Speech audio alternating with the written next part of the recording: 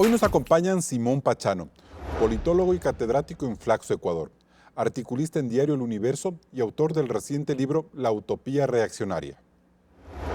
Bárbara Terán, jurista y catedrática de la Universidad San Francisco de Quito.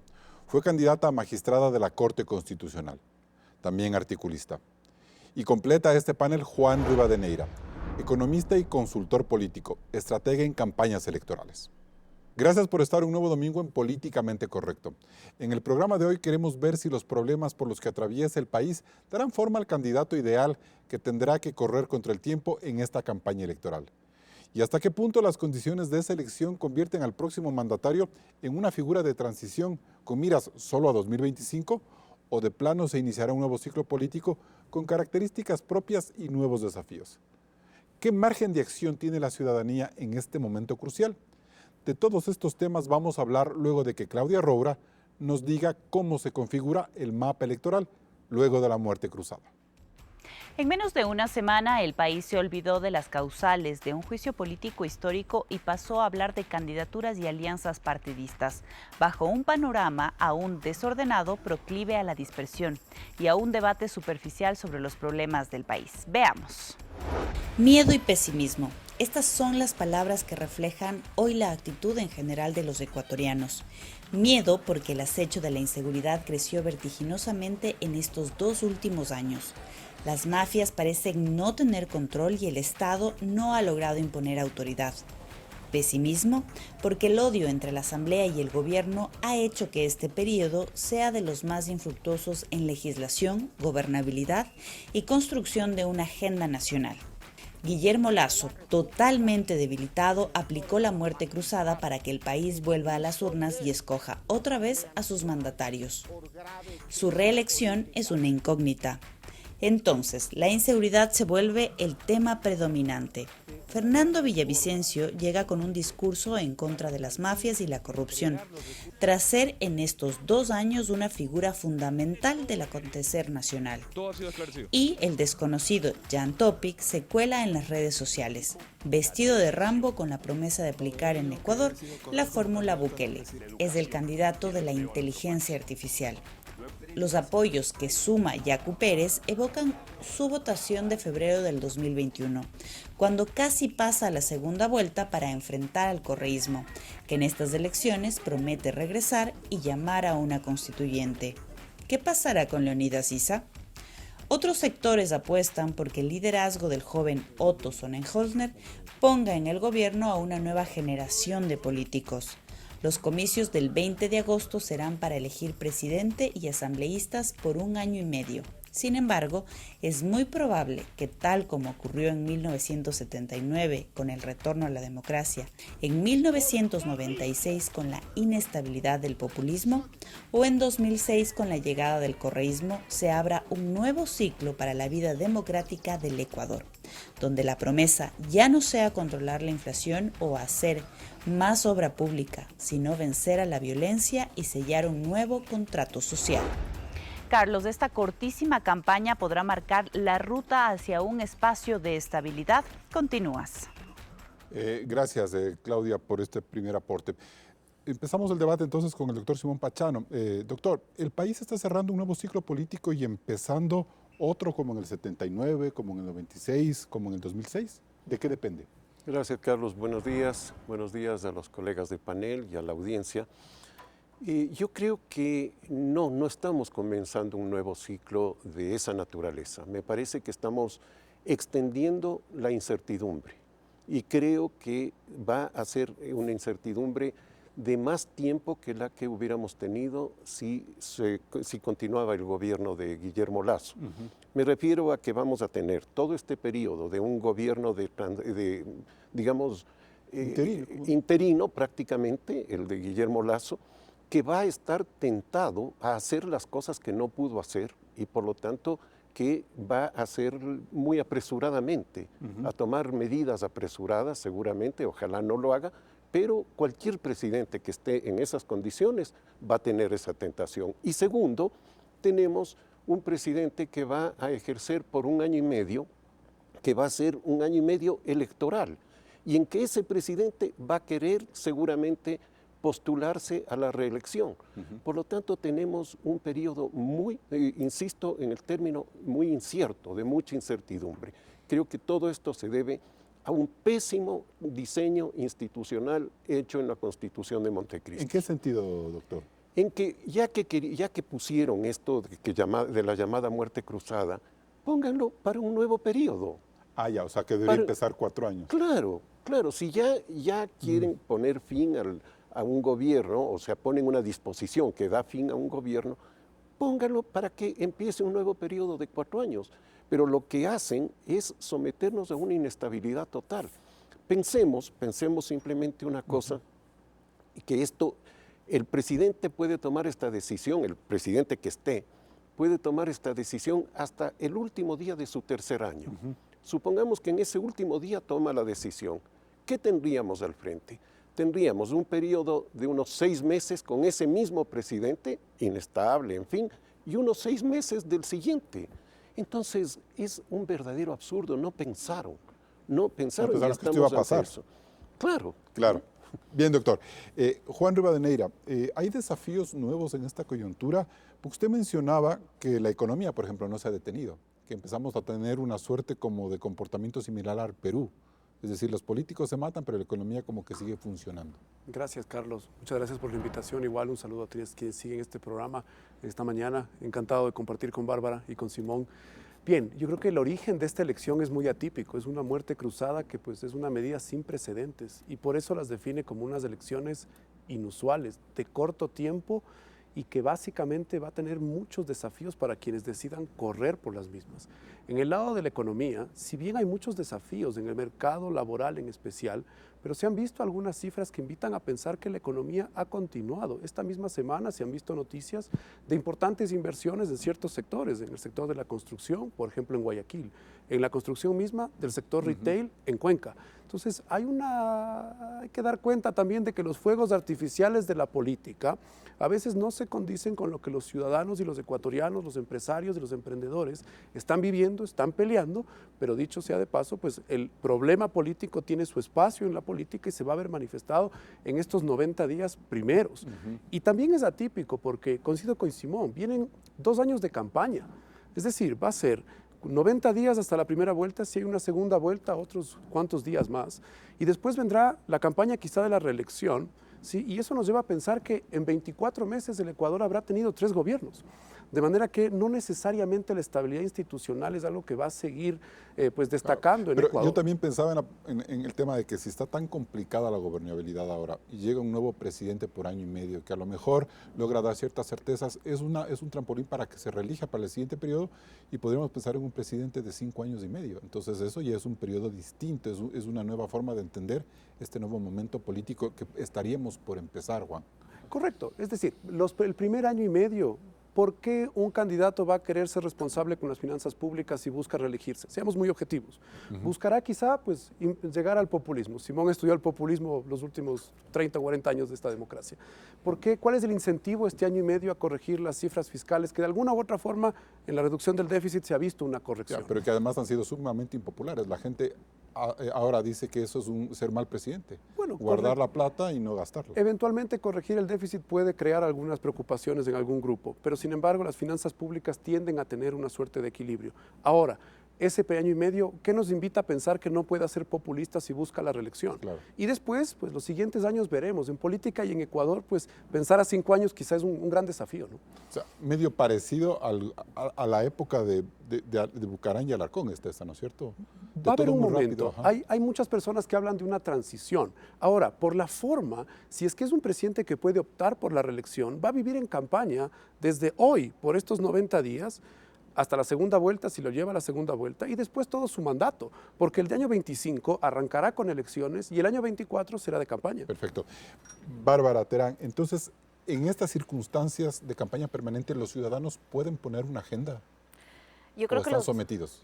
Yo creo que los ciudadanos están proponiendo la agenda porque son los problemas que acaecen a los ciudadanos los que han motivado a la muerte cruzada. Eso es lo que yo pienso. Yo no creo que ni las razones del peculado nadie se las cree, ni tampoco creo que las defensas que pudiera tener Guillermo Lasso sobre ese peculado son los que nos llevan a donde estamos, sino que es el clamor de los ciudadanos del decir, por favor, terminen con esto y empecemos un nuevo ciclo. Entonces, yo pienso que la decisión fue O sea, la gente quería la muerte cruzada, Bárbara. Yo creo que sí, y de hecho creo que sí, porque claro, eso es fácil leer, saber la noticia del lunes con el periódico del día siguiente es fácil, pero creo que sí, porque cuando se decreta la muerte cruzada se siente un alivio y la gente dice, estamos mejor con esto, no porque miren qué va a pasar en este periodo de campaña, pero sí porque miren que un momento de inestabilidad crucial se ha terminado. Y si, por ejemplo, Lasso se salvaba en la destitución, ¿hubiera sentido en la ciudadanía tranquilidad o no? Porque Simón dice que no. Y yo estoy con Simón, yo pienso que no, yo pienso que la efervescencia, que no necesariamente es causada honestamente por las cosas que le acusaban a Lasso, sino por otros procesos que están por debajo y otros intereses políticos muy fuertes que están por debajo, son los que estaban haciendo que el gobierno de Guillermo Lasso fuera visto por los ciudadanos como un gobierno que no puede gestionar, que no puede hacer. Entonces, supongamos que se salvaba, ¿no es cierto?, una vez más, digamos, el presidente Lasso, yo creo que esas fuerzas políticas que trataban de que el gobierno de Guillermo Lasso sea tan ineficaz, hubieran seguido presionando para esa ineficacia, incluso en las calles. Simón, ¿usted cree que la gente condicionó al país a ir a la muerte cruzada como un mandato ciudadano de alguna manera? La gente estaba absolutamente insatisfecha con los políticos. Ese es el tema. Y en eso se parece mucho precisamente a lo que ya se dijo, a la situación previa a la llegada de Rafael Correa. Recordemos que ahí se gritaba en las calles que se vayan todos. Y yo creo que ahora sucedió lo mismo. El problema es que cuando se van todos, vienen estos líderes autoritarios, ¿no es cierto?, e imponen su voluntad. Y desafortunadamente mucha gente lo sigue. ¿O regresan esos líderes autoritarios? Esperemos que no. Bien, nos vamos a un siguiente corte comercial y volvemos en Políticamente Correcto. Recuerde que estamos en vivo en Radio Suceso 101.7 FM Quito. Hacemos una pausa y volvemos enseguida con más de Políticamente Correcto. ¿Habrá un candidato ideal para estas elecciones de Express?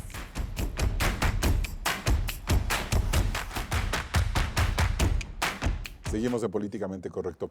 Bárbara Terán, ¿usted vislumbra ya el candidato que hoy necesita el país de todos los que se han anunciado? Novoa, Jan Topic, Otto Villavicencio, etcétera, etcétera, Yacu. Yo creo que cada uno de esos candidatos está tratando de responder a una de las necesidades del ciudadano. Creo que cada uno se está encasillando.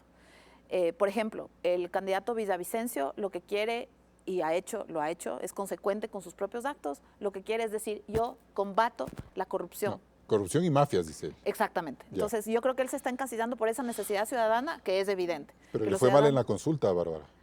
O sea, él es un perdedor de la consulta popular. A ver, la consulta fue hecha en un pésimo momento. Fue otro de los errores políticos. Yo creo que el gobierno se dedicó mucho a corregir la economía, como nos decía Juan, lo cual me parece muy bien, pero descuidó muchísimo la política. Y uno de los errores políticos fue demorarse tanto para presentar esa consulta. Si yo pienso que si es que lo hacía en los primeros meses de su gobierno, la consulta tenía otro resultado. Por lo tanto, no creo que la respuesta a la consulta sea decidora respecto de la pregunta o de las preguntas, sino como un referéndum a la acción del gobierno. Pero Villavicencio se abanderó de esa consulta y perdió. Yo no creo que la gente no le endosamos a Villavicencio. Yo no creo ni que le asocien a Villavicencio con la consulta. O sea, yo creo que la gente le asocia a Villavicencio con la lucha en contra de un poder desmedido y abusivo. Y creo que Villavicencio se luce con eso porque lo ha vivido con su propio cuerpo y con su propia familia. Pero llega un candidato que dice, yo vengo de Siria y de ni sé qué país y yo sí puedo combatir el crimen, y le desbarata toda esa construcción teórica, sociológica, política de la violencia. Esa es la otra, ¿no es cierto? El otro candidato que busca encasillarse dentro de resolver otra de las necesidades de la ciudadanía, que es la seguridad. Entonces llega este candidato y dice, yo soy más eficaz porque vengo de sitios tremendamente difíciles y yo sé lo que debo hacer. Y es más, propongo una serie de barbaridades o ilegalidades y no me importa porque soy candidato y la candidatura aguanta todo. Ese candidato busca responder otra de las necesidades de la ciudadanía, que es la inseguridad. Y luego tenemos otros discursos que son un poco más longevos, que creo que es donde intenta encasillar Yacu, por ejemplo, diciendo es que hay una serie de desigualdades en la sociedad y las personas que somos víctimas de esas desigualdades necesitamos un candidato que nos haga sentir iguales. ¿Y eso cree que pegue igual que en el 2021 o capaz que eso queda como relegado? No sé cómo poder ver el momento. Yo creo que en el momento las necesidades más acuiciosas de las personas son otras. Creo, como les decía hace un momento, creo que problemas estructurales o de más largo plazo, o incluso discursos que pudieron haber pegado en cierto momento histórico, pero que ya no son los que nos llegan a la población, yo no creo que vaya a tener tanta eficacia. Yo creo que son otros los temas. Además, Yacu tiene un problema, que es que Pachacutic es uno de los gestores de la inseguridad. Claro. Porque ha participado activamente en los paros. Nadie puede explicarse cómo una protesta normal y genuina de unos ciudadanos termina en un incendio de una Contraloría General del Estado y de escenas que parecen una guerra. Y en esos eventos lastimosísimos que ha vivido el Ecuador los últimos años para generar inestabilidad al gobierno, ha participado activamente ese movimiento. Simón Pachano, este puede ser un ciclo en el que se regrese nuevamente a la lógica del socialismo del siglo XXI, como le ocurrió a Brasil y Argentina, por ejemplo. ¿Estamos jugándonos ese clivaje, se podría decir? Sí, ¿o algo más grave como el de la seguridad y el autoritarismo, no sé, el terrorismo? No, sí puede ser. Este es el momento ideal para que aparezca cualquier outsider, para que aparezca cualquier persona que plantee alguna cosa que llegue, digamos, a aspectos muy sensibles de la ciudadanía. Uno de esos es el de la seguridad, que creo que es quizá el fundamental en este momento, y por eso este señor que aparece como Rambo puede tener cierto éxito, y ha tenido, creo, en las redes sociales, ¿no? Pero me parece que también es un momento en que se demuestra la erosión de otros actores. Por ejemplo, el caso de Yacu Pérez. Yo creo que imposible que Yacu Pérez vuelva a tener la votación que tuvo en la última elección. Por diversas razones, porque creo que lo que decía Bárbara, ¿no? Pachacutic se ha erosionado mucho con toda su actuación en la Asamblea y fuera de la Asamblea, ¿no? Y creo que además los planteamientos de Yacu Pérez no sintonizan con este sentimiento de la ciudadanía, estas urgencias que tiene ahora la ciudadanía. Pero lo mismo podemos decir de otros actores. Leonidas Issa yo creo que no es un candidato que llegue a la mayoría ecuatoriana. Pensemos Leonidas Issa en la costa, ¿qué apoyo puede tener? Vimos la última elección, la elección de autoridades locales, en que Pachacutic se restringe a las provincias de la Sierra Central Norte prácticamente, ¿no? De Cañar para arriba. Entonces, creo que no son ellos los candidatos que van a aparecer con fuerza, e insisto, creo que van a ser más bien estos otros perfiles de candidatos que aparecen de la nada y que los partidos políticos van atrás de esos candidatos. Como se vio con los socialistas. Exactamente, porque esta es una expresión clara de que no tenemos partidos políticos. Claro. No es que están en crisis, que el partido... No tenemos, ¿no? Tanto es que los partidos tienen que abrirse de esta manera y volverse membretes que se prestan para un candidato que aparece por ahí. ¿Un discurso como el de Villavicencio puede pegar en estas circunstancias? ¿O pega más el de Topic? O no sé cómo venga Otto a hablar. O sea, pensando en la reacción de la ciudadanía, digamos, en lo afectivo, si se quiere, posiblemente pega más el de la inseguridad, ¿no? Que el de la anticorrupción, que es desafortunadamente, porque deberían pegar igual, digamos, ¿no? Pero esa es una realidad. La gente está muy atemorizada por la situación de inseguridad, y entonces alguien que le ofrece una salida inmediata y no pensada, sino que llega a los más bajos instintos de la persona, puede tener efecto. Juan, las elecciones seccionales dan una pista de cómo puede comportarse el elector en estas elecciones que se darán 6 meses después. Pienso que las elecciones locales pueden dar una pista de, por ejemplo, el comportamiento de la Revolución Ciudadana. el partido obtuvo pues posiciones importantes en localidades importantes, en Quito, en Guayaquil, en Guayas, en Pichincha, en Manabí, y eso creo que, y en Azuay, y eso da, creo, una primera línea de su capacidad de poder construir pues una votación amplia. Ahora, sumando a lo que estaban comentando antes, creo que es importante dar cuenta que lo atípico también de esta elección y el corto tiempo es precisamente, y si le ponemos un poco de técnica a esta conversación, es que el grado de conocimiento de los candidatos hoy va a ser más importante que en otro tipo de elecciones.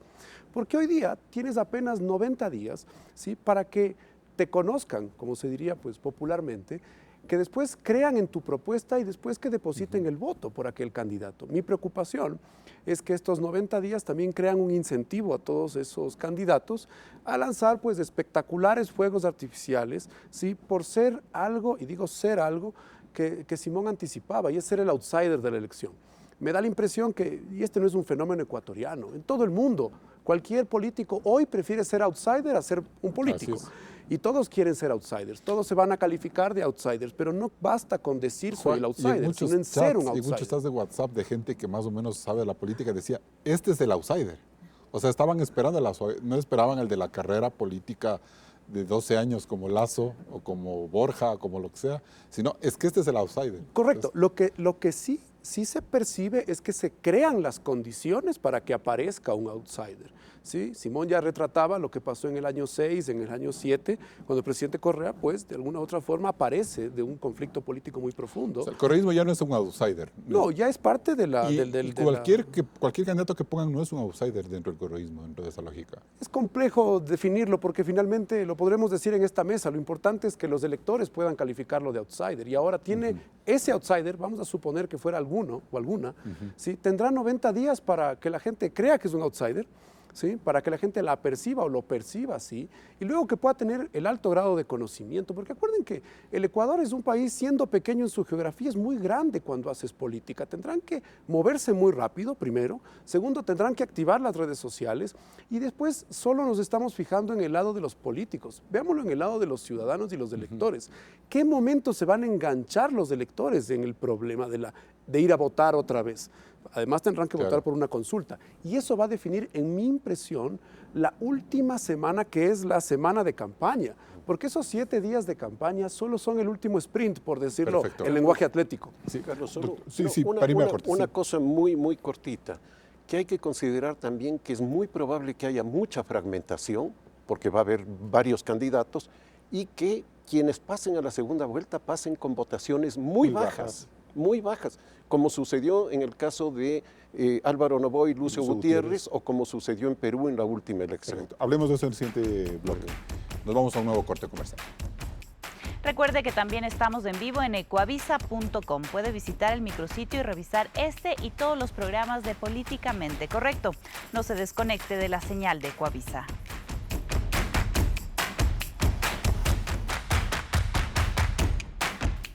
Las próximas elecciones estarán marcadas por 2 características trascendentales que definirán el comportamiento de los electores y acentuarán las fortalezas y debilidades de los propios candidatos.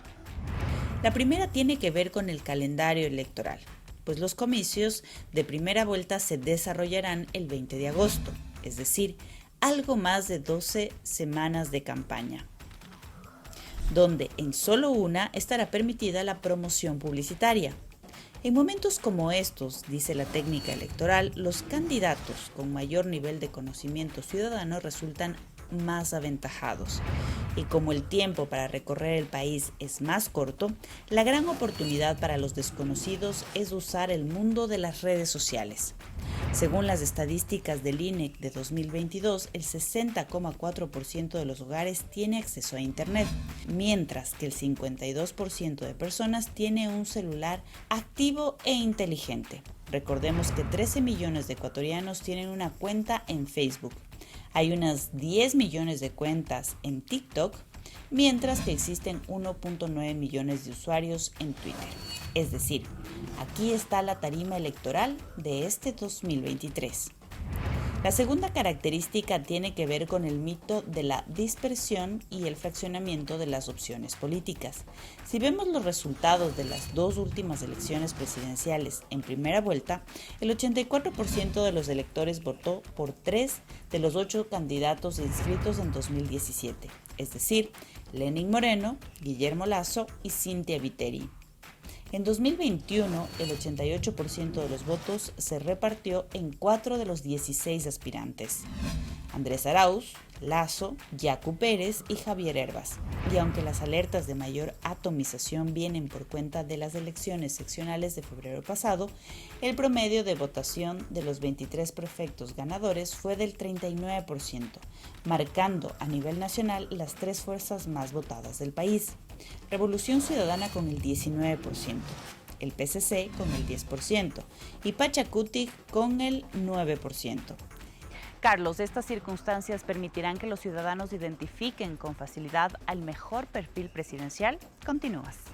Bien, gracias, Claudia. Juan Rivadeneira, entonces, lo que decíamos, si 12 semanas es muy poco para hacerte conocer en la calle, en las redes sociales puede surgir el próximo presidente. ¿Así de fácil es razonar? No creo que es tan aritmético, me parece que es un poco más complejo. ¿Ya? Primero porque va a haber una suerte de embudo en donde va a haber mucha información y me parece que el ciudadano va a recibir gotas. Primero porque en redes sociales eventualmente, yo no sé si todos los ecuatorianos siguen la política todos los días, ¿sí? También está temas de entretenimiento, temas personales, otro tipo de gustos. No necesariamente todo el mundo está enganchado en la conversación política.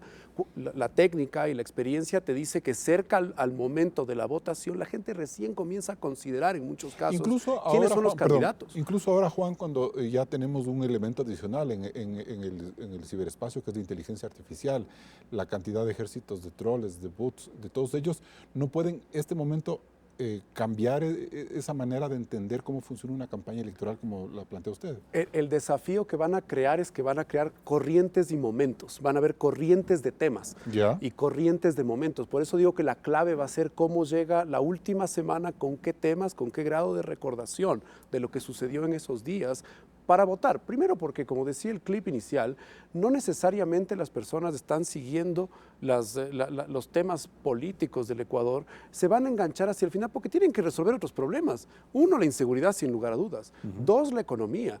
3, ya hacia el 20 de agosto, la fecha en que se ha fijado la primera vuelta y la consulta, ahí recién examinarán quiénes son las personas que han llegado a ellos. Y por eso también es que los temas que veremos de los candidatos no necesariamente serán amplias reflexiones sobre la democracia o la importancia de los partidos políticos en un sistema electoral o político, sino van a ser temas que lleven a conectarse con ellos. El tema de la seguridad, sin lugar a dudas, en los términos y formas de los ciudadanos. Bárbara, y para completar lo que dice Juan, o sea, decir mano dura es un gran eslogan de campaña en este momento. Es un gran eslogan de campaña, sin duda.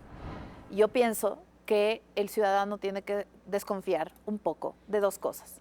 Primero, del que fácilmente llega y dice mano dura porque como soy un desconocido, me tienen que creer. ¿Dónde están tus credenciales? ¿Qué has hecho? ¿Cómo has solucionado problemas complejos como los de un país? Porque no es lo mismo tener mano dura en un espacio reducido que tener mano dura en un país. Eso primero. Y en segundo lugar, los ciudadanos no pueden ser ingenuos porque yo creo que tienen que pensar de dónde viene la inseguridad que estamos viviendo. ¿Es la inseguridad que estamos viviendo producto de los extranjeros que vienen al Ecuador, producto de personas que aisladamente empiezan a hacer actos, o la inseguridad que estamos viviendo es una parte más de una organización criminal, política y del narcoterrorismo? De acuerdo, entonces, el ciudadano tiene que dejar de ser ingenuo. Pero esa pedagogía no funcionó en 2 años, Bárbara. No le funcionó a Lasso esa pedagogía. No, pero ¿qué tal que un candidato pueda comunicar mejor y en estos 90 días trate de hacer entender a las personas que la inseguridad que estamos viendo, que es el problema acucioso más importante, tiene un origen que no es casual? ¿Y si un candidato viene y te dice constituyente? ¿Asamblea constituyente? A ver, para la ciudadanía en general eso no significa nada, porque para la ciudadanía en general una constitución u otra constitución es indiferente. Quizá para los abogados, quizá para los juristas. O para los políticos que quieren impunidad. O para los políticos que quieren impunidad, una constitución u otra es una diferencia. Para el ciudadano común le da lo mismo. Una ley, una constitución u otra le da exactamente lo mismo. Perfecto. Simón, a ver, 2 cosas. Me parece que lo de la dispersión termina siendo siempre un mito, porque lo que hemos visto es que el 80 y pico % de votos se van a 3 candidaturas, 4 en el mejor de los casos. ¿Por qué ahora tendríamos que preocuparnos por eso? Por lo que conversábamos en la primera fase del programa, que estamos volviendo a una etapa muy similar a la del fines del siglo pasado, digamos, cuando hubo todo el desorden político que se presentó, en fin, ¿no? Y creo que además hemos tenido a lo largo ya de este siglo un hecho político muy decidor que lleva a esas cifras y que es el alineamiento de correísmo-anticorreísmo. Y eso creo que hay que ver si se va a presentar o no en esta ocasión. Yo creo que va a estar presente, pero no con la fuerza que hubo en las elecciones anteriores. Por 2 razones. Por una, porque vemos, por las propias cifras, que el correísmo va bajando de votación. Si vemos las elecciones desde el año 2014 en adelante, el correísmo va perdiendo votación. A pesar de que hoy tiene, tiene las joyas de la corona en términos seccionales, con tan baja votación. Tiene Quito, sí, tiene Pichincha, sí, pero, Guaya, pero con Guayaquil, baja votación. En Quito gana con 24%. Eso no es un triunfo. No, eso a cualquier alcalde le preocuparía tener solo ese respaldo, ¿no? Pero bueno, creo que vemos la tendencia de que hay un declive. En segundo lugar, el correísmo se ha demorado en presentar candidatos. ¿Por qué? Porque no tiene candidatos, no tiene cuadros. Y no solo no tiene cuadros, sino que no son de la confianza de su líder, que es el que define quién es candidato. Y creo que también hay una leve erosión del liderazgo de Rafael Correa. No digo que una fuerte erosión, pero algo que ya no es ese liderazgo tan fuerte. Por lo tanto, me parece que este factor va a tener menos peso y por lo tanto hay más posibilidad de fragmentación. ¿Y le conviene a Correa que no se polarice tanto el tema entre correísmo y anticorreísmo? ¿O sí le conviene? No, a él le conviene, por supuesto, por supuesto. Lo que no le convendría es que le salgan candidatos que le puedan quitar parte de su votación. Y me parece que justamente el Rambo ecuatoriano es uno de esos, que le puede quitar votos al correísmo, porque en los sectores más populares, digamos, que votaban por él, por ejemplo, los que le dieron el triunfo en Guayaquil y en Guayas, yo creo que fácilmente pueden irse por este otro candidato. Para irme a corte, Juan, entonces, frente a esta realidad que nos plantea Simón, ¿el tema de la constituyente ya suena como extemporáneo, como fuera de foco?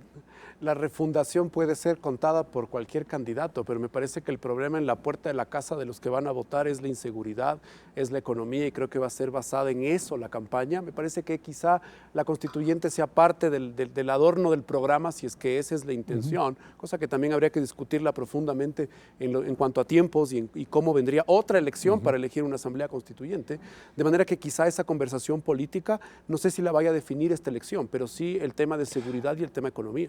Ya, bien, entonces, bueno, me quedo con un par de ideas. Lo cierto, perdón, es que el mercado del populismo va a crecer en esta campaña, por los tiempos. Es que es un tema casi que de ser humanos. Bien, nos vamos a un siguiente corte comercial. Seguimos en Políticamente Correcto. Ecuador va a elecciones anticipadas. Los partidos y movimientos políticos trabajan contrarreloj para poner sus candidatos. ¿Cuál será el ideal? No se desconecte de Políticamente Correcto.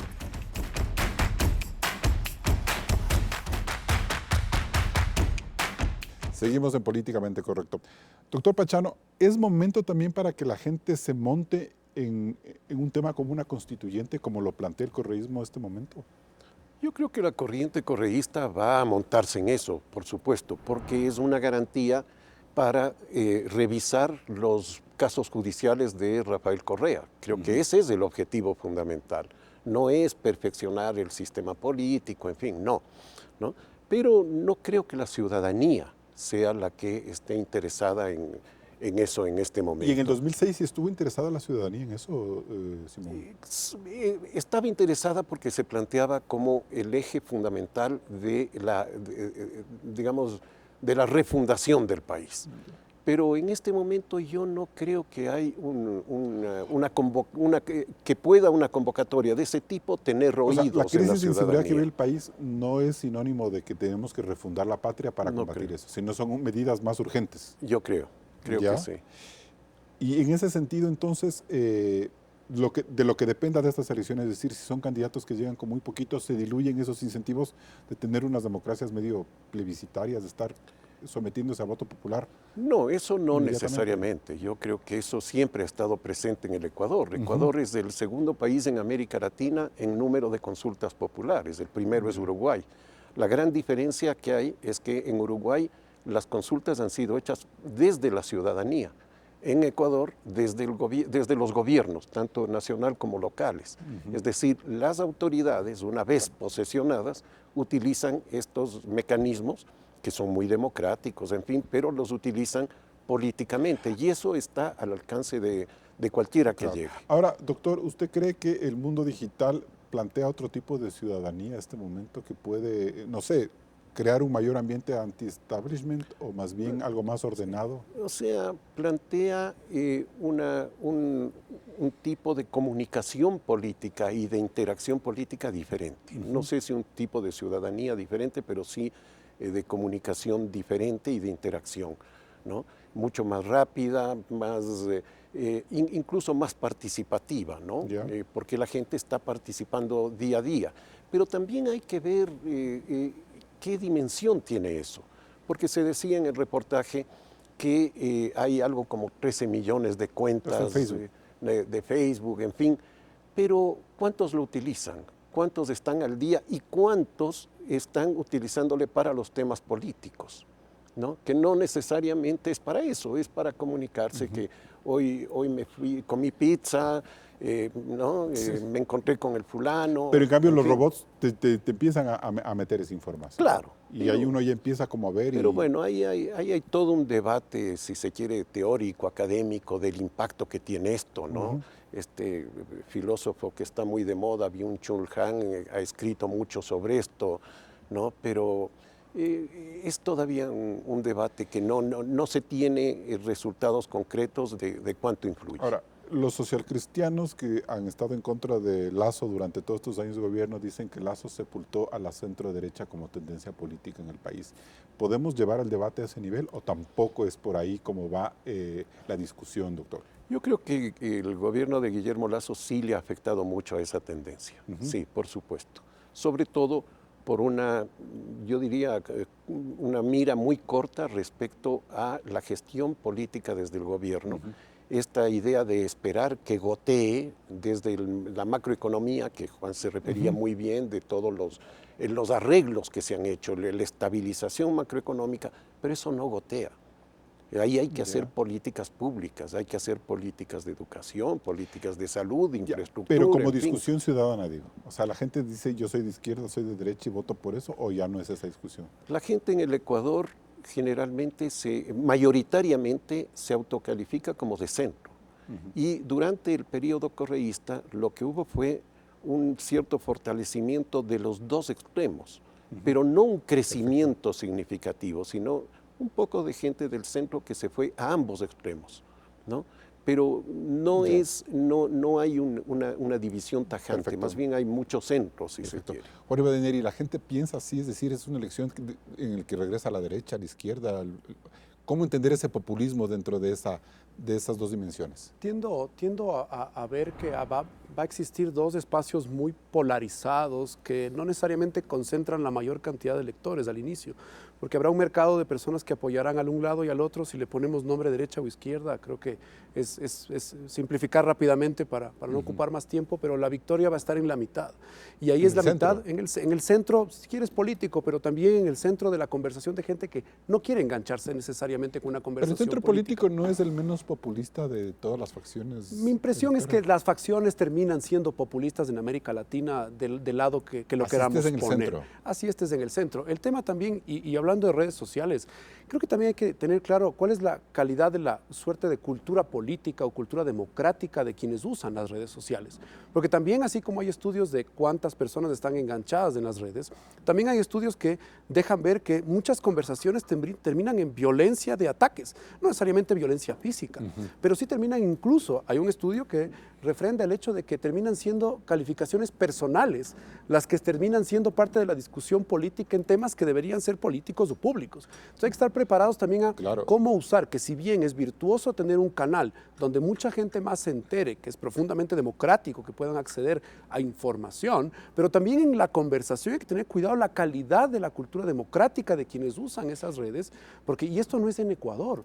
Miremos lo que pasó en la famosa campaña política del presidente Trump en los Estados Unidos, en donde cada vez algunas redes sociales, en especial Twitter, terminaron siendo espacios de una alta confrontación a niveles pues casi nunca antes vistos. Pero eso y que produjeron pues, que eso victimiza a los líderes, ¿no es cierto? A los candidatos. Por supuesto, lo van a usar a su favor, pero yo me estoy refiriendo a los ciudadanos también, porque no solo son los políticos, los ciudadanos también tenemos que dar cuenta de su cultura democrática, su nivel de tolerancia, y si nos damos cuenta, muchas conversaciones en temas políticos terminan siendo conclusiones de carácter personal, incluso calificaciones peyorativas. De manera que hay que entender también ese flujo en redes sociales, donde si bien se definen muchas conversaciones, no necesariamente se define todas las elecciones. Entonces, en esta elección, básicamente, Bárbara, vamos a hablar de inseguridad, vamos a hablar de creación de empleo, vamos a hablar de migración. ¿De qué se va a hablar? ¿De qué cree usted que se va a hablar? Yo creo que definitivamente lo que acaba de decir, inseguridad, creación de empleo, creo que ese es uno de los grandísimos problemas del Ecuador, pero que ninguno de los candidatos va a tener ninguna solución, porque todas las soluciones pueden ser vistas como antipopulares. Y recogiendo las palabras de Simón y de Juan, en este momento, para una elección de tan corto tiempo y una campaña tan corta también, nadie va a hablar de temas impopulares. Entonces, probablemente no van a tocar, hay que hacer reformas laborales, porque cuando alguien les pregunta, ¿y qué reforma laboral? No van a querer decir la medida impopular. Entonces, se va a hablar quizá menos de eso, muchísimo de inseguridad, mucho también de corrupción, y yo creo que el correísmo nos va a intentar llevar a la ineficacia de cualquiera que no somos nosotros. Entonces creo que van a querer llevar a la ciudadanía, cuando lancen el candidato que decidan lanzar, van a querer llevar a la ciudadanía a decidir por nosotros sí sabemos hacer las cosas a diferencia de los demás. Entonces creo que va a hablar además de la inseguridad, de la eficacia, eficiencia, exactamente. O sea, ese puede ser el otro tema de trabajo de la campaña, ¿no es cierto? Yo creo que por ahí va a ir el correísmo, porque va a intentar compararse sin querer decir, nosotros sí fuimos muy corruptos y sí tuvimos muchas sentencias en contra y sí tuvimos todos estos escándalos, pero ustedes estaban mejor con nosotros que con los demás. Ahora, Bárbara, este es el momento como para, o sea, creo que es medio absurdo pensar que hasta las inscripciones de los candidatos se van a poner de acuerdo y no fraccionar la tendencia. No sé si el voto, pero la tendencia al menos. Entonces debemos asumir que estas van a ser unas elecciones primarias, las de primera vuelta. Lastimosamente, sí. Yo creo que el ego de muchas personas está por encima de la visión de país. Y debería ser una gran oportunidad para que el ego de las personas no interfiera, porque como va a haber un periodo tan poco en el que esa persona va a gobernar, debería poder decir, bueno, no seré yo el candidato, juntémonos todos, los que somos de esta tendencia política o los que no queremos que se vuelvan a repetir estos ciertos actos, juntémonos todos, apoyemos a un solo candidato y vamos con a terminar el periodo de la presidencia de Guillermo Lasso, que ya no termina. Pero aparentemente no va a suceder. ¿Qué es lo que debería pasar? Una exigencia ciudadana, como ustedes reflejaban en ese video interesante explicativo. La última elección fue la elección ganó el candidato que logró en la segunda vuelta aglutinar el discurso, no queremos nuevamente a Correa y no queremos nuevamente el correísmo. Entonces, pero eso ya se acabaría en estas elecciones. En este momento lo que hay que decir es, no queremos nuevamente quienes han provocado la inseguridad. No queremos nuevamente a ellos, entonces nos unimos todos en un solo candidato, apoyaremos a esta persona, aunque no sea nuestra preferida, no sea nuestro partido, dejamos al lado nuestros egoísmos partidistas particulares y nosotros nos veremos en 2 años en las siguientes elecciones. Pero para esta elección, para terminar este periodo, juntémonos independientes políticos de una tendencia en una sola persona. Perfecto, bien, me voy a un siguiente corte comercial y volvemos con las conclusiones. Entramos en etapa de conclusiones. Bárbara Terán, ¿cuál es la manera políticamente correcta de mirar las próximas elecciones? La manera políticamente correcta de mirar estas elecciones es no dejarse convencer, pese a los pocos días que se tiene para la campaña, de los populismos que nos traen las soluciones maravillosas que nunca antes habíamos visto.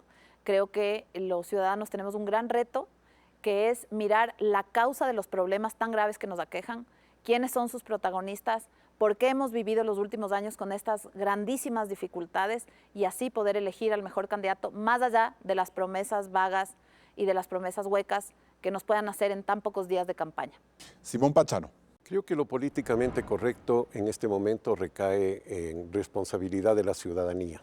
La ciudadanía tiene que no dejarse engañar, no dejarse atraer necesariamente por candidatos, sino pensar en que se está jugando un futuro inmediato del país que va a traer consecuencias mediatas muy importantes. Juan Rivadeneira, ¿qué es lo políticamente correcto? El Ecuador y los ecuatorianos no están para aventuras y tampoco para aventureros. Esta elección es significativamente importante, así como los problemas que tiene el país y los ciudadanos en cuanto a la inseguridad y a la generación de empleo formal. De manera que esa aventura o esos aventureros tienen que examinar muy bien, así como los ciudadanos que van a ejercer su derecho al voto, si es que aquellas personas pueden o no solucionar esos problemas que solamente nos llevará a un mejor nivel de calidad de vida. Y bien, ha comenzado ya en un total desenfreno la avalancha de candidaturas presidenciales con miras a buscar el poder a partir del 20 de agosto. No será una elección cualquiera, pues todos quienes se retratarán en la papeleta querrán quedarse en Carondelet después de 2025 y dibujar un nuevo ciclo político cuyas prioridades, intereses y agendas de venganza aún las desconocemos en su totalidad. Es un sinsentido pedir a políticos vanidosos ceder sus aspiraciones y construir frentes patrióticos que le den al ciudadano claridad y confianza políticas. En realidad, muy pocos han estado dispuestos a hacerlo. A diferencia de ciclos anteriores donde los desafíos económicos, la construcción de infraestructura o el diseño institucional eran los grandes paraguas que cobijaban el interés nacional, la realidad hoy es mucho más compleja. Con el terrorismo y el crimen organizado en pleno apogeo, la convivencia nacional tiene otros referentes y el país tiene que hablar de esto con menos mercadotecnia y mayor sensatez.